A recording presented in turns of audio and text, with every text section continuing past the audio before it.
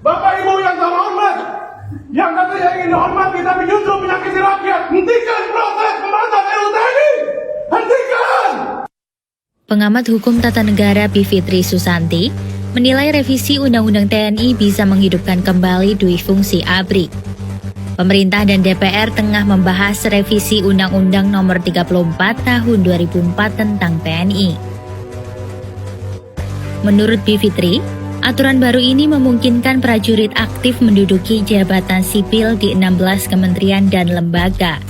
Selain itu, revisi ini memperpanjang masa dinas prajurit, yaitu hingga 58 tahun untuk Bintara dan Tamtama, 60 tahun untuk perwira, serta 65 tahun bagi prajurit dengan jabatan fungsional.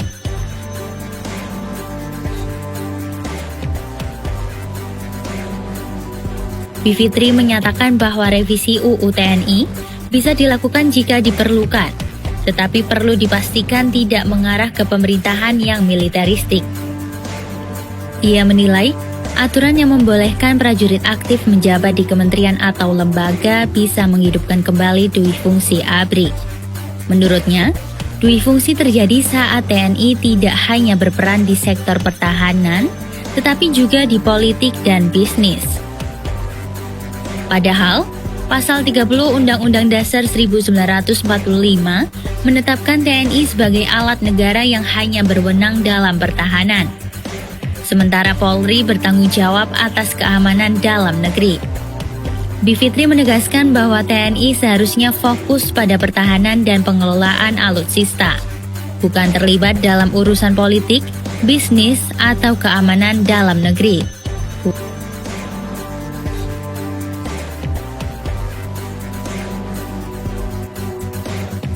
Bivitri juga menilai revisi UU TNI berpotensi menghidupkan kembali dui fungsi TNI, yang dapat memicu kekhawatiran akan kembalinya era Orde Baru.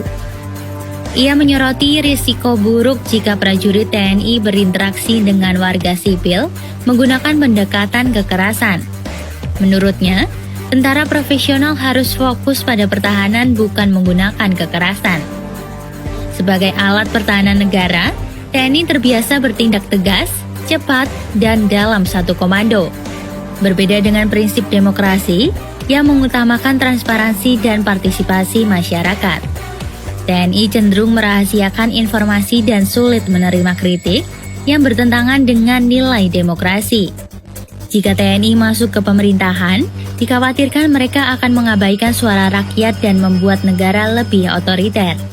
Menurut Bivitri, karakter militer yang keras dan disiplin diperlukan untuk perang, tetapi tidak cocok untuk pemerintahan demokratis.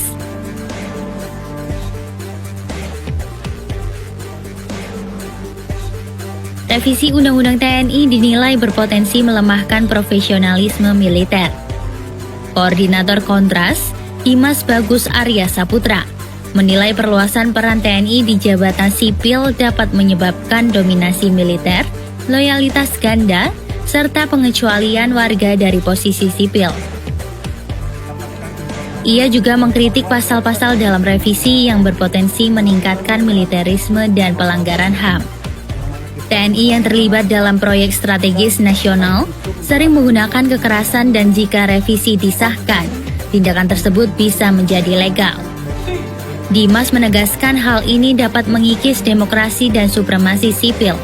Selain itu, keikutsertaan TNI dalam jabatan sipil berisiko mengganggu prinsip meritokrasi di kementerian dan lembaga negara, merugikan aparatur sipil negara, yang seharusnya memiliki kesempatan lebih besar untuk menduduki posisi tersebut.